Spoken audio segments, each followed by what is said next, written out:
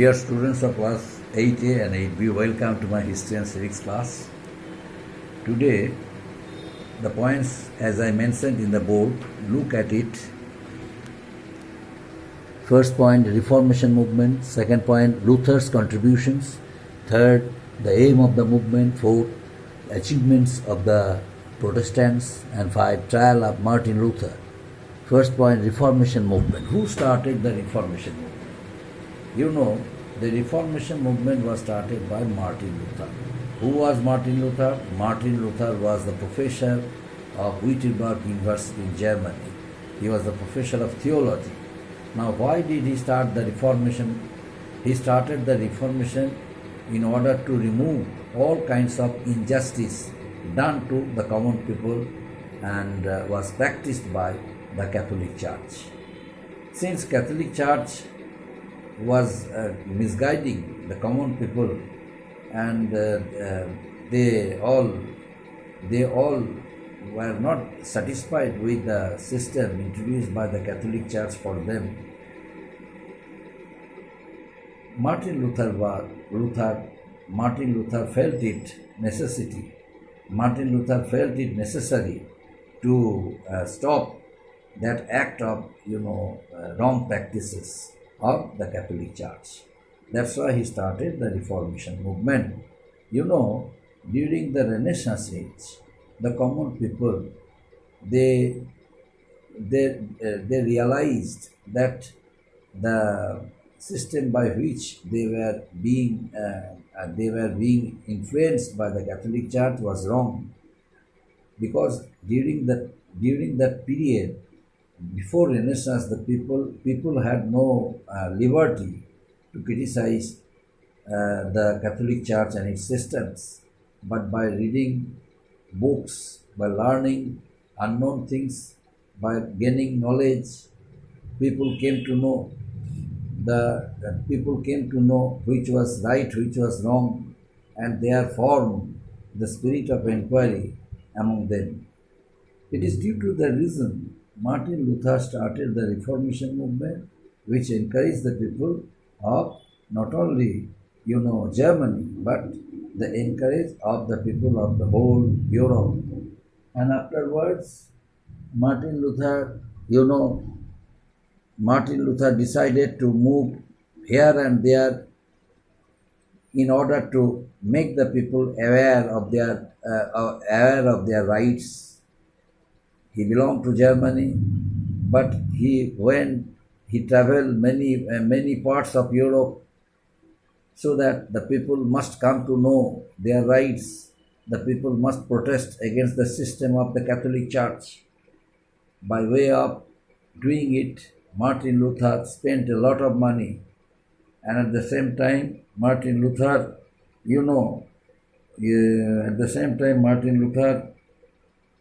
distributed many pamphlets. He printed and published some books, so that people must gain knowledge. And the Roman Catholic Church, which was the Roman Catholic Church under whose influence people were being misguided, people were being misdirected, must be stopped. That's why Martin Luther printed and published many books and pamphlets, distributed it among the people free of cost. Besides, Martin Luther's actions helped the people, encouraged the people, especially those believed the church blindly, but ultimately they formed a concept, and they now challenge the authority of the church, and at the same time they also criticize the corrupt practices of the church. And the people who spoke out it, they all were known as, in my previous class I taught you, they were known as Protestants.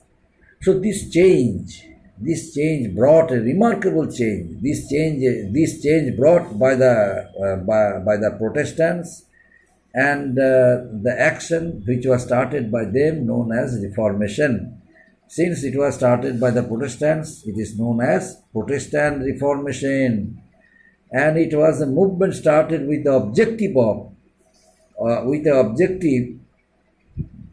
to reform the Roman Catholic Church. And the next point, the aim of the movement. What was the aim of the movement? The aim of the movement, was to question everything. The aim of the movement was to question everything based on blind faith and superstition. People were superstitious, conservatives. They never thought that they would be able to ask any question against the system of the church. The reformers encouraged them. The reformers encouraged them to read the Bible and follow its teachings rather than accepting the authority of the church. Ultimately, this led to the development of a spirit of inquiry among them, and also gave a birth of rational attitude, scientific temperament among the common people. So these are the aims of the Protestant movement or Reformation. Now, next point, achievements of the Protestants. What were the achievements of the Protestants? Protestants who started the Reformation, they were able to popularize, they were able to make their movement popular among the masses, because masses were in the dark. The people of Germany, the people of Britain, the people of Europe, they were in the dark. They had no right. They had no right to ask any question, to criticize the church. So they were leading a very unhappy life, only because of the misguidance of the Roman Catholic Church. But the Protestants, by way of organizing meetings, seminars, by way of deliberating speeches before the people, they made them aware of their duties, of their rights. Ultimately, people became very much conscious of their rights, and they are formed the spirit of inquiry among their minds, and scientific temperament encouraged them to lead a very steady life.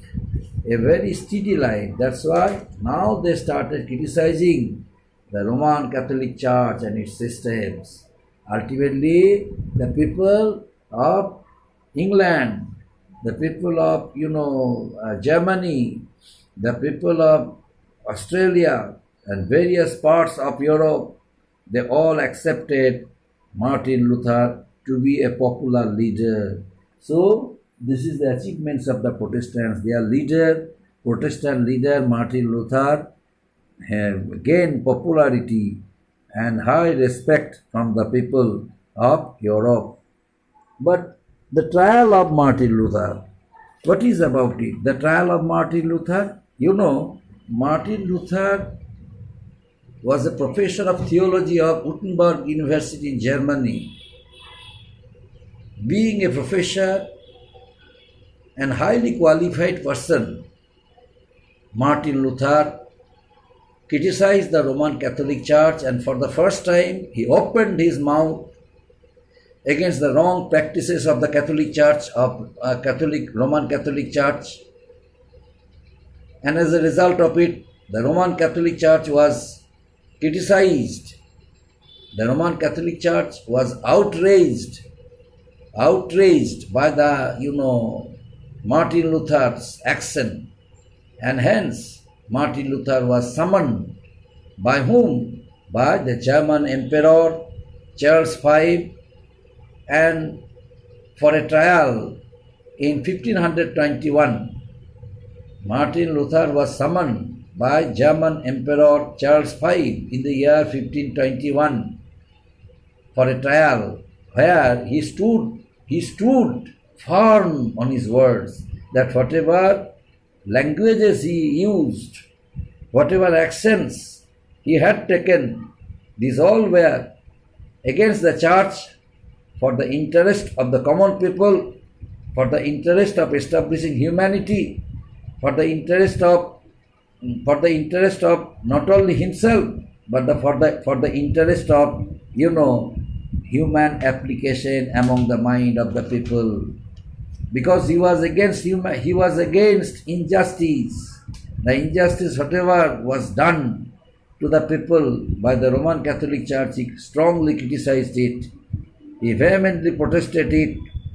That's why Martin Luther was declared an illegal person by the Pope and the Emperor. But ultimately, many of his books were burned by both the King of Germany and Pope. But still, Martin Luther kept on protesting against that system. Martin Luther, in the time when was under the protection of the ruler of Saxony, Martin Luther somehow managed to translate the Bible, means New Testament, from Latin language into German, and ultimately distributed its pamphlets free of costs to the common people. In the year 1524, Martin Luther, as a German, somehow managed the common people to start an uprising against the injustice done to them. As a result of it, many peasants, many cultivators, they revolted against the church, and the movement started. The movement got mobilized among the masses too. It is due to the effort of Martin Luther. In Switzerland, the Roman movement was propagated by whom? By Ulrich Zwingli, and the King of England, Henry VIII, also popularized it in England, in Britain. So, the influence of Martin Luther reached here and there. The influence of Martin Luther, the popularity of Martin Luther reached here and there, and Martin Luther's image also helped. Martin Luther's image helped common people of different parts of Europe. Ultimately, they were influenced by him, and hence the people, almost all parts of Europe, they accepted Martin Luther to be a great leader of the Reformation. The Protestant Reformation, which was started under the leadership of Martin Luther, encouraged the people of not only Germany, not only Switzerland, not only France, but different parts of Europe, who the people, common people, accepted him to be their leader, popular leader. Before the Reformation, my dear student, the church controlled politics. There was no system of judgment. There was injustice done to them. But now the king and government ruled the state under the Reformation. The Reformation carried forward the spirit of inquiry among them, which had started during Renaissance. The Reformation brought about the true meaning of individual liberty and to follow one's own conscience. It is due to the effort of the Reformation movement by the Protestants, asserted sovereignty, asserted independence of a nation, and make it free from foreign control, made it free from foreign control. The church was, divided between the Catholics and the Protestants, and the rise of national churches led to the rise of nation states. with all powers in the hands of whom? In the hands of the king only. That means the power of the church was curbed, and instead of the power of the church, king became powerful, and king controlled all the nation states which many nation states, the nation state which the Catholics, the church which was divided between the Catholics and the Protestants gave a birth of many nation states, and it was controlled earlier by the church, and now these all were controlled by the kings. So the king became powerful, and the power of the church was curbed. So the influence of the Catholic Church was gone, and the church divided into the church was divided between the Catholics and the Protestants. Ultimately, the Protestants were able to establish themselves as the protector of the people. And ultimately, what happened to the Catholics?